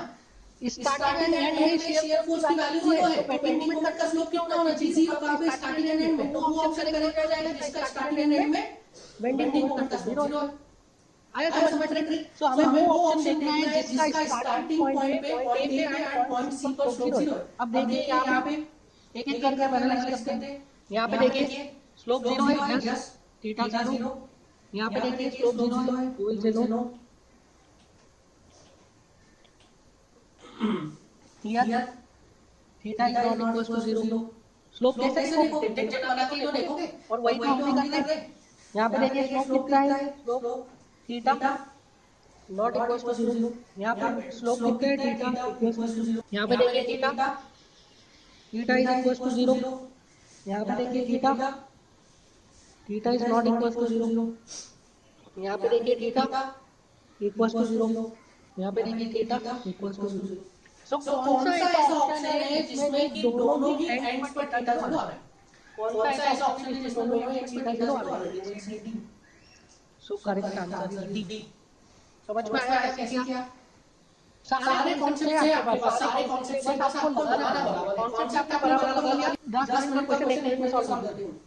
सो थीटा इक्वल टू 0 आ रहा है क्योंकि शेयर को 0 है, काफी स्टार्टिंग पॉइंट पे कैसे पता चला? देयर इज नो रिएक्शन का वैल्यू 0 है, तो पॉइंट पे कोई रिएक्शन नहीं है, वर्टिकल रिएक्शन 0 है पॉइंट पे, दैट मींस पॉइंट पे शेयर को कोई जंप नहीं आएगा, कोई जंप नहीं आएगा, तो शेयर को 0 से स्टार्ट होगा। शेयर को 0 से स्टार्ट होगा, बेंडिंग मोमेंट का स्लोप कितना होगा? पॉइंट पे 0, पॉइंट पे 0, दोनों पॉइंट्स पे स्लोप 0, तो वो वाला आप बेंडिंग मोमेंट डायग्राम चूज करेंगे जिसका दोनों पॉइंट्स पे स्लोप 0 होगा। नेक्स्ट न्यूमेरिकल देखिए, next numerical consider the following statement with reference to a portal frame as shown in the figure, choose the correct statement। so देखिए इसमें क्या दिया गया है, portal frame सबसे पहला क्या दिया, all the members should be designed for bending moment, axial force and shear force। all the members should be designed for bending moment, axial force and shear force। इसका क्या मतलब होता है? सभी मेंबर्स में axial force, shear force and bending moment develop हो रहा है। ठीक है, तो देखते हैं अगर लोड लगेगा तभी डेवलप होगा ना। अगर सभी मेंबर में लोड आएगा, axial force, shear force, bending moment तभी डेवलप होगा। Vertical member should be designed for axial force and horizontal member should be designed for bending moment and shear force। देखते हैं इसमें भी वही पूछ रहा है, इसमें बोल रहा है फर्स्ट वाले ऑप्शन में क्या बोल रहा है कि सभी मेंबर में axial force, bending moment, shear force develop होगा। सेकंड वाले बोल रहा है वर्टिकल मेंबर में सिर्फ एक्सियल फोर्स डेवलप होगा और हॉरिजॉन्टल मेंबर में बेंडिंग मोमेंट, शियर फोर्स दोनों डेवलप होगा। थर्ड क्या बोल रहा है कि सभी मेंबर्स में शियर फोर्स और बेंडिंग मोमेंट डेवलप होगा। तो हम देख लेते हैं कौन से मेंबर में कौन सा फोर्स आ रहा है। जिस मेंबर में जो फोर्स आएगा वही इंटरनल फोर्स डेवलप होगा, ये तो हमें पता ही है। जो एक्सटर्नल फोर्स आएगा वो इंटरनल फोर्स डेवलप। सो अब देखिए रिएक्शन लगाते हैं, reaction. So here there will be a reaction, I am assuming it as HD. Here there will be a reaction, I am assuming it as HA. Then there will be a reaction like this, RA, and there will be a reaction like this, RD. So अब देखिए, अच्छा बताइए determinant structure और indeterminant structure. Number of reactions तो मैंने आपको बता दी, number of reactions 4 है। नंबर ऑफ इक्विलिब्रियम कंडीशन भी हमारे पास 3, we are having 3 equilibrium conditions, but there is one additional equation, हम इसके बारे में डिस्कशन कर चुके हैं। There is a internal mean. तो इंटरनल मीन क्या देता है आपको? एडिशनल इक्वेशन देता है, कौन सी? या तो इंटरनल मीन के बाद मोमेंट लगाओगे, या तो राइट वाले पोर्शन का लगाओगे या लेफ्ट वाले पोर्शन का लगाओगे, या तो लेफ्ट वाले पोर्शन का लगा लो, राइट वाले पोर्शन का लगा लो। सो राइट वाले का भी लगा सकते हैं, लेफ्ट वाले का भी लगा सकते हैं individually. So I will write summation of all the force moments, summation of all the moments about point C, right? कौन से मोमेंट लेते हैं? Z axis. सो सी के राइट में कौन सा फोर्स देगा moment? Only hd into l। So I will write this is equal to 0। So I will write HD into L, this is equals to 0. L cannot be 0, so HD is equals to 0. Now HD 0 है, so I can write summation of all the forces in x direction is 0. So HA plus HD is 0. That means HA is also 0. So HA क्या हो गया? 0 हो गया। Now अगर HA 0 हो गया, that means ये जो structure है कैसा हो गया? This structure will become now symmetrical structure। ये structure symmetrical हो गया है। आप point लिखिए वो मोमेंट लगा के भी रिएक्शन निकाल सकते हैं, हम वैसे निकाल लेते हैं। I am applying moment about point A, तो आरडी इनटू एल एंटीक्लॉकवाइज घुमाएगा, बी इज बाय क्लॉकवाइज घुमाएगा। So I am writing sigma mz about point A 0। So RD into L minus p into L by 2, this is equals to 0 minus of RD plus p आएगा। So RD is equals to p by 2। RDP by 2 I can write summation of all the forces in vertical direction is 0. So from here I will get RA plus RD is equals to P. Since RD is P by 2, so I can write RA is equals to P by 2. Both the forces, both the reactions will be P by 2, P by 2. So यहाँ पे RD कितना आ गया P by 2, RA आ गया P by 2. So अब देखिए यहाँ पे जो वर्टिकल मेंबर्स है, वर्टिकल मेंबर में कोई मूवमेंट नहीं आ रहा है क्योंकि HG0 है, तो वर्टिकल मेंबर में क्या है, ओनली एक्सियल फोर्स. अब बात करते हैं हॉरिजॉन्टल मेंबर की. यहाँ पे रिएक्शन लग रही है, ये रिएक्शन यहाँ पे ट्रांसफर होगी ना. तो यहाँ पे एक वर्टिकल फोर्स लग रहा है, तो this will act as what, this will act as simply supported beam. AEC will act as simply supported beam. So simply supported beam में अगर पॉइंट लोड लगेगा सेंटर में क्या आएगा, shear force and bending moment. तो जो horizontal member है क्या आ रहा है, shear force and bending moment, और जो वर्टिकल मेंबर है उसमें क्या आ रहा है, only axial force. So the correct option will be vertical member are carrying axial force only and horizontal member are carrying bending moment and shear force both. So vertical member को किसके लिए design करेंगे, only axial force के लिए, और horizontal member को किसके लिए डिजाइन करेंगे, shear force and bending moment दोनों के लिए. Find the correct bending moment for the beam shown below. एक बीम दिया हुआ है, उसमें आपको करेक्ट बेंडिंग मोमेंट निकालना है. You have to find correct bending moment. Now this beam is subjected to two moments. एक मोमेंट है m का, एक मोमेंट है m/2 का. m मोमेंट लग रहा है पॉइंट a पे, m/2 मोमेंट लग रहा है पॉइंट d पे. तो पॉइंट a पर m मोमेंट लग रहा है, पॉइंट d पर m/2 मोमेंट लग रहा है. क्या बता रहे हैं आपको, इसके लिए करेक्ट बेंडिंग मोमेंट डायग्राम बनाना. तो हम लोग क्या बेंडिंग मोमेंट डायग्राम बनाएंगे, इसके लिए नहीं कोई जरूरत नहीं बेंडिंग मोमेंट डायग्राम बनाने की, डायरेक्टली सॉल्व करनी है. हमें पता है क्या पता है कि जहां भी लोडिंग डायग्राम में बेंडिंग मोमेंट आता है, कंसंट्रेटेड मोमेंट आता है, वहां पे बेंडिंग मोमेंट डायग्राम में क्या जंप आता है. अब यहाँ पे देखिए कितने कंसंट्रेटेड मोमेंट्स आ रहे हैं, यहाँ पे दो कंसंट्रेटेड मोमेंट आ रहे हैं. इससे पहले आप समझिए ये जो सपोर्ट दिया है इनसे आपको बिल्कुल कंफ्यूज होना है. दीस आर एनी सपोर्ट, इसके बारे में डिस्कशन कर चुके हैं कि अलग-अलग तरीके से आपको रिप्रेजेंटेशन दे सकता है एनी सपोर्ट का, रोलर सपोर्ट का. ठीक है, तो these are nothing but hit support. कोई फिक्स सपोर्ट नहीं है, दो रिएक्शन देंगे, वर्टिकल एंड हॉरिजॉन्टल. ठीक है, तो दीस आर हिट सपोर्ट, अलग टाइप के सपोर्ट नहीं, आपको कंफ्यूज नहीं होना है. तो हमें पता है कि जहां पे भी कंसंट्रेटेड मोमेंट आएगा वहां पे बेंडिंग मोमेंट डायग्राम में जंप आएगा. बेंडिंग मोमेंट डायग्राम में जंप सिर्फ वही पर आएगा जहां पे कंसंट्रेटेड मोमेंट है. तो यहां पे कितने कंसंट्रेटेड मोमेंट है, दो. बेंडिंग मोमेंट डायग्राम में कितने जंप आने चाहिए, दो. पहले वाले ऑप्शन में देखिए कितने जंप आ रहे हैं, 1 2 3 एंड 4, चार जंप आ रहे हैं. पहले वाले ऑप्शन में first option is wrong, first option is wrong. Second वाले ऑप्शन में देखिए, सेकंड वाले में दो ही जंप आ रहे हैं, तो सेकंड वाला कुड बी राइट. थर्ड वाला ऑप्शन में देखिए अगेन दो ही जंप आ रहे हैं, थर्ड वाला ऑप्शन सही हो सकता है. फोर्थ वाला ऑप्शन में देखिए 1 2 3 4 अगेन फोर जंप है, तो फोर्थ वाला इज आल्सो रॉन्ग. अब सेकंड और थर्ड में हमको डिसाइड करना है, सेकंड और थर्ड में डिसाइड करना है. तो देखिए कि ये जो बेंडिंग मोमेंट है m, ये बेंडिंग मोमेंट क्या कर रहा है, हॉगिंग दे रहा है, हॉगिंग दे रहा है ना. ये बेंडिंग मोमेंट बीम में क्या कर रहा है, हॉग कर रहा है. तो यहाँ पे जो मोमेंट आना चाहिए पॉइंट ए पर, जो मोमेंट आना चाहिए वो कैसा आना चाहिए, नेगेटिव. नेगेटिव सभी में नेगेटिव ही है, तो ये सही है, दोनों सही हो सकते हैं. सो ये जो m मोमेंट है कैसा दे रहा है, हॉगिंग मोमेंट दे रहा है. तो यहाँ पे भी नेगेटिव है, यहाँ पे भी नेगेटिव, दैट इज करेक्ट. अब ये देखिए ये m/2 क्या दे रहा है, m/2, ये m/2 भी हॉगिंग मोमेंट दे रहा है. मतलब बेंडिंग मोमेंट की वैल्यू यहाँ पे कितनी आनी चाहिए, पॉइंट ए पे बेंडिंग मोमेंट डायग्राम क्या आना चाहिए, नेगेटिव. ये हॉगिंग मोमेंट दे रहा है तो क्या आना चाहिए, नेगेटिव. क्या consider hogging as negative and taking as positive. तो ये हॉगिंग दे रहा है तो क्या आना चाहिए, नेगेटिव. यहाँ पे नेगेटिव है, यहाँ पे पॉजिटिव. क्या आना चाहिए, नेगेटिव. तो इसमें नेगेटिव आना चाहिए, इसमें पॉजिटिव आना चाहिए. So this is the way which आप directly solve कर सकते हैं questions related to bending moment and shear. So the next numerical that we are going to discuss is in front of you. The diagram below represents the shear force variation over a beam AE simply supported at A and D. So this is shear force diagram. आपको shear force diagram दिया है question में. Beam का span है AE और उसमें जो supports लगे हैं वो पॉइंट A पर और पॉइंट D पर सपोर्ट्स लगे. For the same set of loading, the magnitude of bending moment at mid span will be. So आपसे क्या पूछा है, mid span पर bending moment का magnitude पूछा है. So mid span देख लेते हैं. This ये जो बीम है इसका स्पान कितना है, 10 + 5 + 5 + 5 that is 25. So mid span कितने पे आ जाएगा, mid span आ जाएगा 12.5 पे. So मैं mid span डिनोट कर देता हूँ यहाँ पे. So this is mid span सो ये जो आ गया है हमारा, this is mid span. Now आप देखिए बेंडिंग मोमेंट पूछा है आपको मिड स्पान पे, एंड ऑप्शन में क्या है, ऑप्शन में एक ऑप्शन है that is can't be said. Can't be said है, तो हमने डिस्कस किया है कि जब भी आपको अगर सारे ही न्यूमेरिकल वैल्यूज दे रहा है ऑप्शंस में, A B C D are all numerical values, तो आपको उसके इक्विलिब्रियम के लिए टेस्ट करने की जरूरत नहीं है। पर अगर अगर आपको एक ऑप्शन दे रहा है can't be set, that means वहां पे आपको इक्विलिब्रियम के लिए चेक करने की जरूरत है। सो आप चेक करिए इसको इक्विलिब्रियम के लिए। इक्विलिब्रियम के लिए कैसे चेक कर सकते हैं, you have to make loading diagram. ठीक है, लोडिंग डायग्राम बनाना पड़ेगा। सो लोडिंग डायग्राम बनाते हैं हम। So I suppose this is the beam.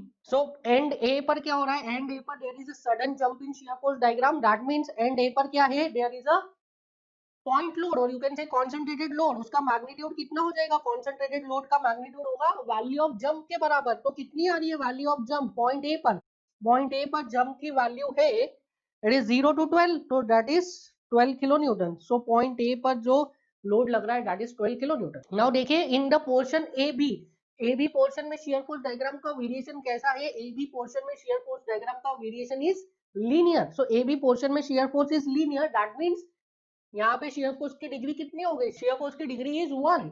तो यहाँ पे लोडिंग डायग्राम की डिग्री कितनी होगी, लोडिंग डायग्राम की डिग्री विल बी 0। मतलब ए बी पोर्शन में कैसा लोड लगेगा, ए बी पोर्शन में लोड लगेगा यूनिफॉर्मली डिस्ट्रीब्यूटेड लोड।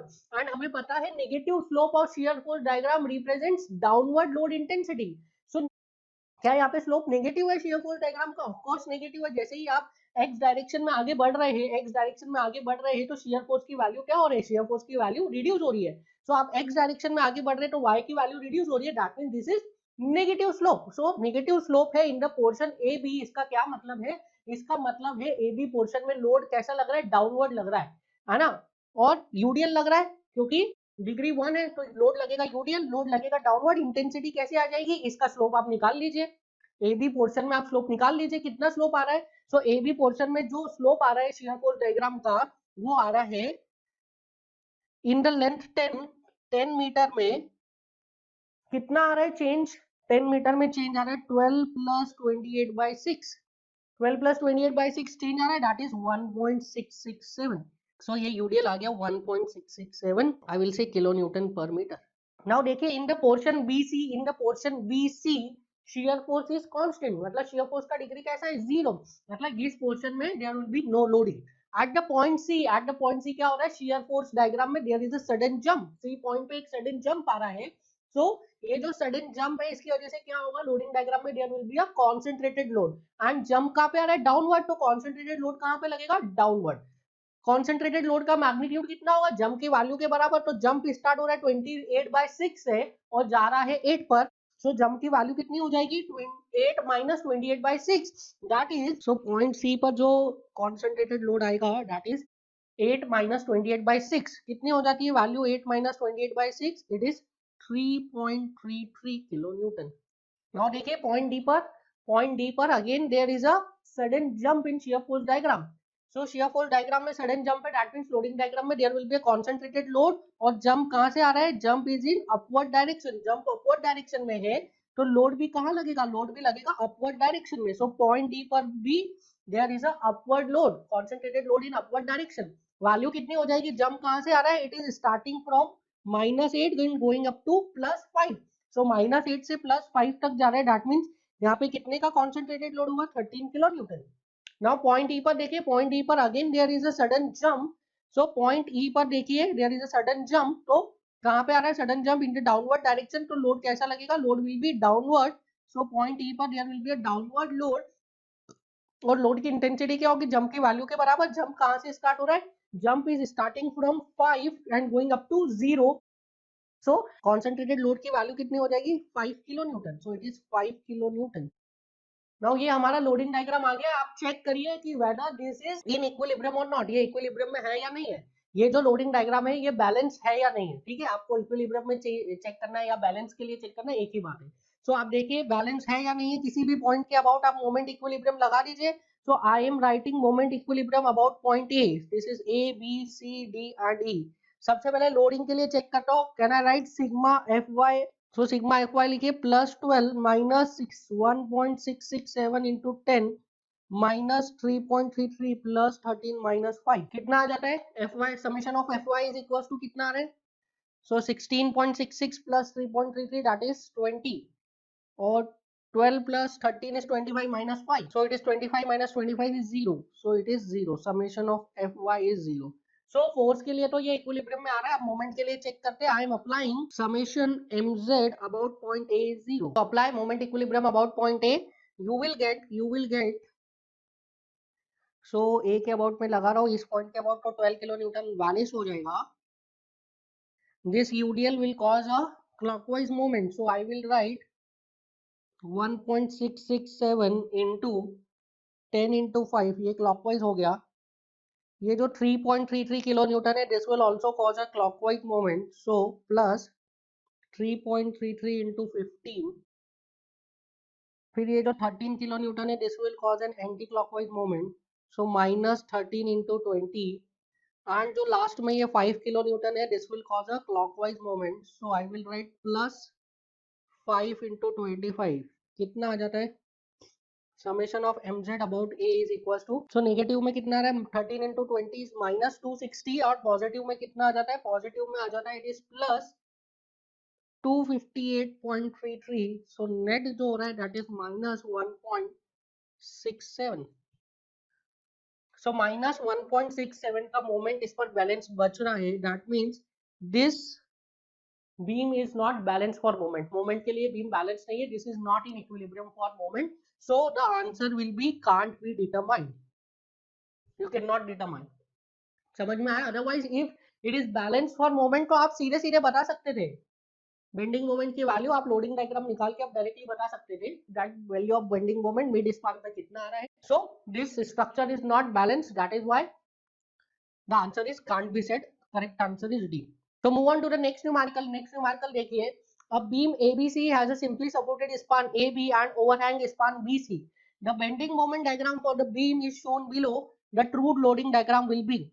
So यहाँ पे आपको एक बीम है, उसके लिए आपको बेंडिंग मोमेंट डायग्राम दिया हुआ है and you have to calculate what? you have to calculate loading diagram. ठीक है, एक बीम है, उसका बेंडिंग मोमेंट डायग्राम दिया है और 4 लोडिंग डायग्राम के ऑप्शंस दिए. आपको correct loading diagram find out करना है. सो देखिए करेक्ट लोडिंग डायग्राम कौन सा होगा. देखिए इस टाइप के क्वेश्चन को कैसे डील किया जाता है. इसमें आरए और आरबी की वैल्यू आपको कैलकुलेट करनी पड़ेगी because in the question RA RB नहीं दिया है. सभी में आरए आरबी लग रहा है बट आरए आरबी की वैल्यू नहीं दी है. That means you have to calculate the value of RA and RB. So मैं एक लोडिंग डायग्राम के लिए कैलकुलेट कर रहा हूँ और वही वैल्यूज में सभी में लिख दो. अब यहाँ पे देखिए बेंडिंग मोमेंट से आप आरए आरबी की वैल्यू कैसे निकाल सकते हैं. देखिए यहाँ पे here there is no jump. कोई जंप नहीं है पॉइंट ए पर, पॉइंट सी पर कोई जंप नहीं है. एंड यहाँ पे देखिए पोर्शन एडी में देखिए कि जो बेंडिंग मोमेंट डायग्राम है उसका डिग्री कितना है. उसका डिग्री है 1. मतलब शियर फोर्स पर डिग्री कितना होगा? 0. In the portion AD shear force का डिग्री 0 होगा. दैट मींस लोडिंग डायग्राम में क्या होगा? In the portion AD there will be no loading. AD में कोई लोडिंग नहीं है. दैट मींस पॉइंट ए पर कोई लोड लग रहा होगा जिसकी वजह से पॉइंट डी पर मूवमेंट आ रहा है.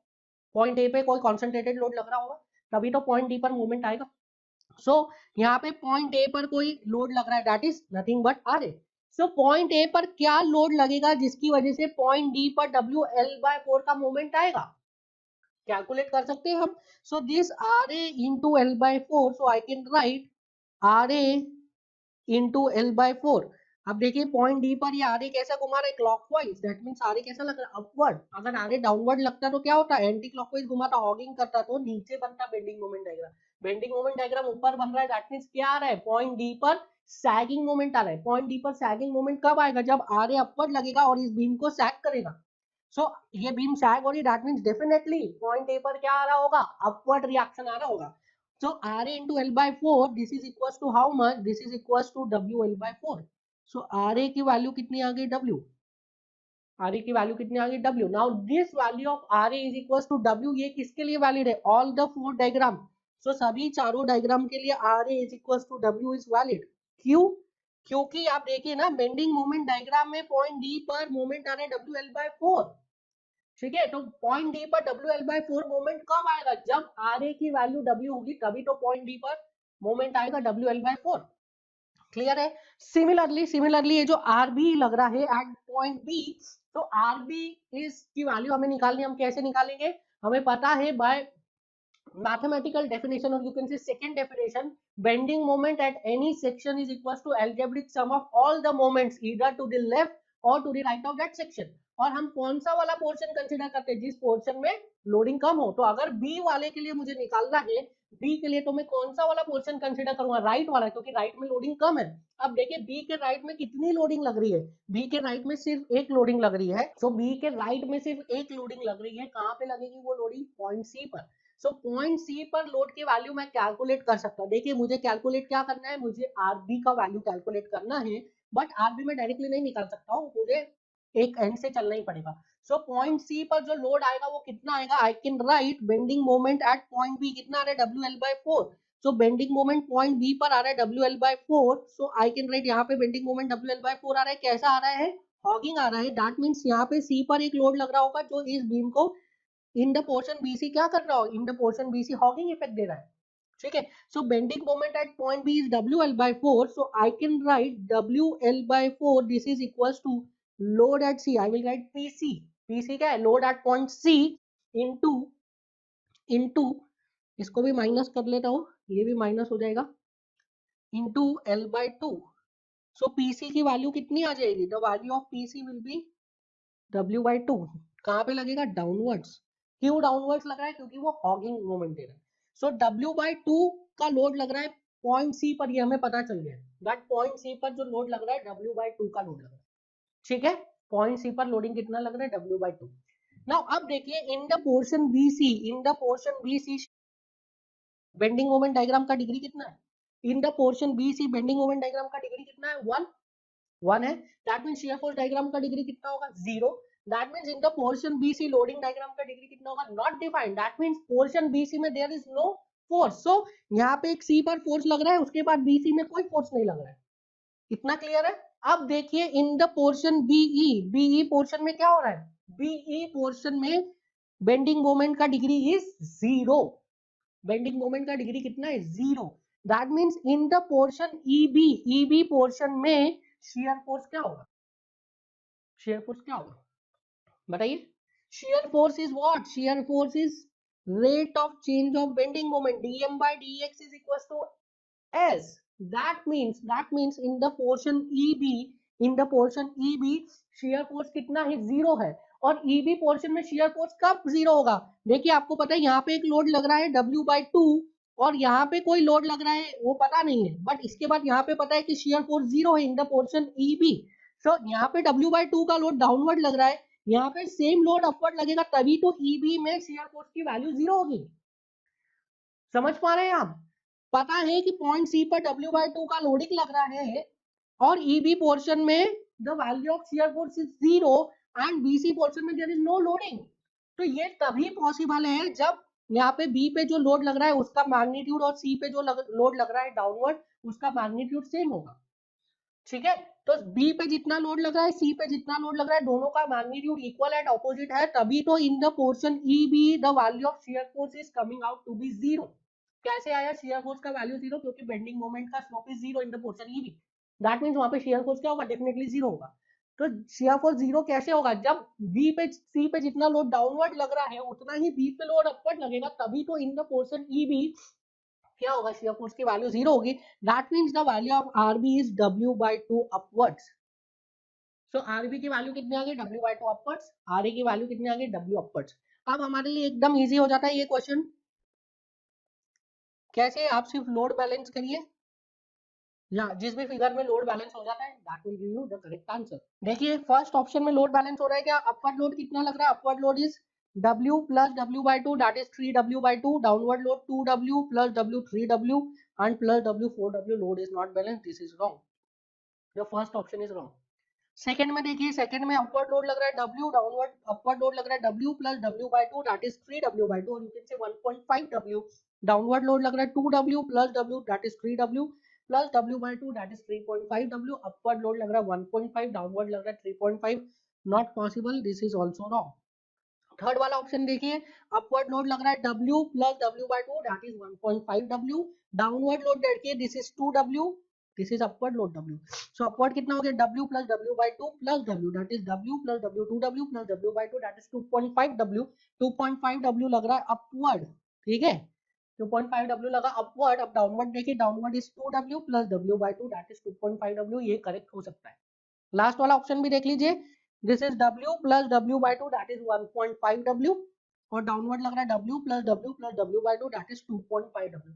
अपवर्ड लोड लग रहा है 1.5 W, डाउनवर्ड लोड लग रहा है 2.5 W. That means this is not balance. Option C is correct. Load balance से निकाल लिया. आप चाहे तो और इसको ये बेंडिंग मोमेंट डायग्राम के अकॉर्डिंगली भी आप कर सकते हैं, बट लोड बैलेंस ही आपको पता है. क्लियर है, समझ में आया.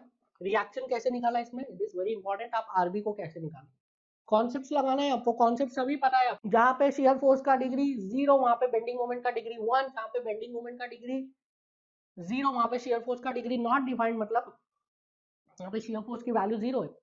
ठीक है, शियर फोर्स की वैल्यू 0, ये आपको ध्यान रखना है. नेक्स्ट न्यूमेरिकल देखिए, the bending moment diagram for a beam is given below. The shear force at section A dash and BB dash respectively are of magnitude. So यहाँ पे आपको अगेन एक बेंडिंग मोमेंट डायग्राम दिया हुआ है और आपसे क्या पूछा है, आपसे शियर फोर्स का मैग्नीट्यूड पूछा है. दो सेक्शंस दिए A dash and BB dash. It is very simple question. We know that the slope of bending moment diagram will give you what, shear force. dm by dx is equals to s. So slope निकाल लीजिए. A dash पे कितना आएगा, dm by dx at the section A dash is 0. So bending moment कैसा है, horizontal. Bending moment diagram is horizontal at the section A dash. So slope कितना हो जाएगा, slope 0. Similarly निकालिए dm by dx की value at the section BB dash. So कितना change हो रहा है देखिए, the bending moment is changing from 100 to 200. कितना चेंज हुआ, 100 से 200 चला गया, तो चेंज कितने का हुआ, 100 का. 100 किलो न्यूटन मीटर का चेंज हुआ. कितनी लेंथ में चेंज हुआ, ये 100 किलो न्यूटन मीटर का, that is 2 metre. So 2 metre में चेंज हुआ 100 किलो न्यूटन मीटर का. सो कितनी आ जाएगी value, dm by dx in the portion BB dash is 50 kilo Newton, which is equals to shear force at BB dash. So shear force की value आ गई BB dash पे, कितनी आ गई, 50 kilo newton. So easy question था. Next numerical देखिए, this is a logical question.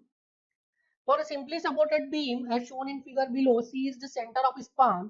C is also the point through which the resultant of column load W passes. The column rests over a small length delta L symmetrically on either side of C. What is the shear force at point C? Now this is a very logical question. देखिए, in this question क्या करना है आपको, load shifting करना है. Load कहाँ पे लग रहा है, क्या बीम पे लोड लग रहा है, नहीं, लोड डायरेक्टली बीम पे नहीं लग रहा है. लोड एक कॉलम पे लग रहा है और कॉलम के थ्रू बीम पर ट्रांसफॉर्म हो रहा है. सो इसमें आपको लोड शिफ्ट करना पड़ेगा. हमने पढ़ा हुआ है already load shifting method, already हमने लोड शिफ्टिंग मेथड पढ़ा है. So this is the beam A B, ये हमारा ए बी बीम है. नाउ अब हमें ये डब्ल्यू लोड को, ये जो डब्ल्यू लोड लग रहा है कॉलम पे, इस डब्ल्यू लोड को कहाँ पे शिफ्ट करना है, ओवर द बीम. सो ये कॉलम से डब्ल्यू को शिफ्ट करना है ओवर द बीम. तो कॉलम पे जो डब्ल्यू लोड लग रहा था वो कैसा लग रहा था, एज अ पॉइंट लोड. पर बीम पे वो क्या पॉइंट लोड के जैसा लगेगा क्या, नहीं, क्योंकि बीम पे वो एज अ पॉइंट लोड नहीं लग रहा है, कॉलम के थ्रू लग रहा है. एंड कॉलम का there is a certain area, certain length है कॉलम का. कॉलम कोई पॉइंट नहीं है, कॉलम का लेंथ है, that is delta L. Now यहाँ पे आपको कंफ्यूज करने के लिए डेल्टा एल दिया है. स्मॉल लेंथ कुछ भी बोल सकता था, ए बी सी डी कुछ भी बोल सकता था, डेल्टा एल आपको कंफ्यूज करने के लिए. अगर आप इस डेल्टा एल को very very very very very small समझेंगे तब जाके वो पॉइंट लोड होगा, कॉन्सेंट्रेटेड लोड होगा. But this delta is L is not very very very small. ठीक है, it is small, not very very very small. Concentrated load क्या होता है, एक पॉइंट पे लगता है. स्मॉल लेंथ पे कभी नहीं लगता है कॉन्सेंट्रेटेड लोड, एक पॉइंट पे लगेगा हमेशा. ठीक है, सो ये जो लोड लगेगा बीम पे वो कैसा लगेगा, बीम पे ये लोड लगेगा as a UDL like this in this length delta L. So ये जो डेल्टा एल लेंथ आया है इस पे लगेगा as a UDL, this is delta L. So delta L length में ये डब्ल्यू लोड लगा है, एज अ यूडीएल लगेगा, तो इसकी इंटेंसिटी कितना हो जाएगी, W by delta L, kilo newton per metre. Now अब इसके लिए शेयर फोर्स डायग्राम बना लीजिए. इसका रिएक्शंस कितने आ जाएंगे, reaction use can easily calculate. ये सिमेट्रिकल है क्या, बीच से कट करो, फोल्ड करो, ओवरलैप हो रहा है.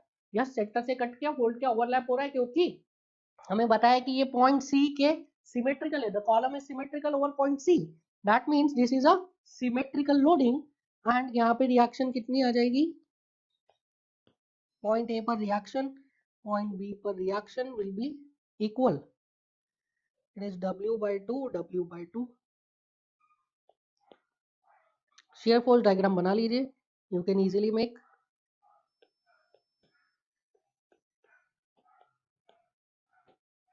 So यहाँ से W by 2 ऊपर गया. In the portion जहाँ पे कि कोई लोड नहीं लग रहा है वहाँ पे shear force diagram कैसे चलेगा? Constant. फिर उसके बाद UDL है तो shear force diagram का डिग्री कितना हो जाएगा? 1. That means shear force diagram will be linear. उसके बाद again shear force will be constant. So this is 0 0 axis. यहाँ पे जंप किया W by 2 का. Here also W by 2.